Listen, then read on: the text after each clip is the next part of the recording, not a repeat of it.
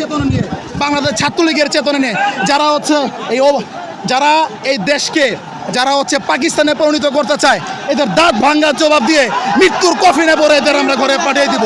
এখানে জামাত বিএনপি আমাদের সাধারণ শিক্ষার্থী নিয়ে আমাদের কোনো মতভেদ নেই। এই রায় দিবে হাইকোর্ট, এই কোঠার রায় দিবে হাইকোর্ট। এই আমাদের কোঠার রায় দেওয়ার পরও আজকে তাদের মাঝে জামাতের দল, বিএনপির দল, রাজাকারের দলেরা তাদের সাথে প্যাক হয়ে বাংলাদেশে একটা অপ্রত্যাশিত একটা ঘটনা তৈরি করার জন্য তারা এই সিনকেটগুলো করতেছে। আমরা ছাত্রলীগের, আমাদের গায়ে ছাত্রলীগ, আমাদের ছাত্রলীগের ভাইদের গায়ে তারা হাত দিছে, আমাদের যুবলীগের ভাইদের গায়ে হাত দিছে।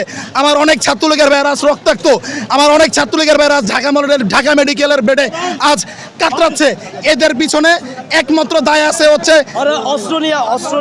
একমাত্র দায় হচ্ছে ওই বিএনপির। আমরা দেখলাম আরেকজন অসুস্থ হয়েছে, তাকে মেডিকেলে নিয়ে যাওয়া হচ্ছে। জবাব দিয়ে আমরা ইনশাল্লাহ রাজপথে আছি, রাজপথ থেকে আমরা ঘরে যাব, এদের দাঁত ভাঙা জবাব দিয়ে আমরা ঘরে যাবো ইনশাল্লাহ। জয় বাংলা, জয় বঙ্গবন্ধু। আপনারা দেখতে পাচ্ছেন সে ছাত্রলীগের নেতাকর্মীরা অবস্থান করতেছে এবং ইট পাটকেল দিয়ে সেই ভবনে ঢিল মারতেছে এবং ভিতর থেকে ওরা ইট পাটকেল ককটেল ফুটানো হচ্ছে। আন্দোলন একদম ভয়াবহ পরিস্থিতি অবস্থান করছে।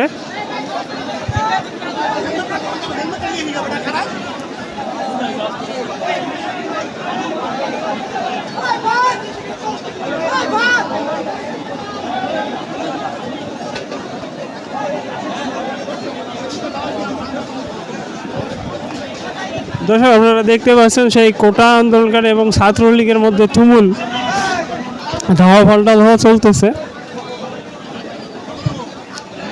এবং এখানে মাঝে মাঝে ককটেল বিস্ফোরণ করানো হচ্ছে, যে সব আপনারা শুনতে পাচ্ছেন। এবার কেউ কোটা আন্দোলনকারী ও ছাত্রলীগের অনেকে এখনো আহত হয়েছে। তো দর্শক আপনারা দেখতে পাচ্ছেন সেই কোটা আন্দোলনকারীরা ছাত্রলীগের দিকে ক্রমান্বয়ে এগুচ্ছে এবং এরাও সামনের দিকে এগুচ্ছে।